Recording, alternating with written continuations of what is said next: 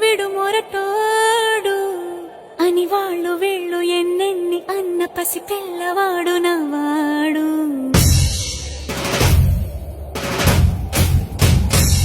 విడు ముండోడు అని ఊరు వాడ అనుకున్న గాని మహారాజు నాకు నవాడు.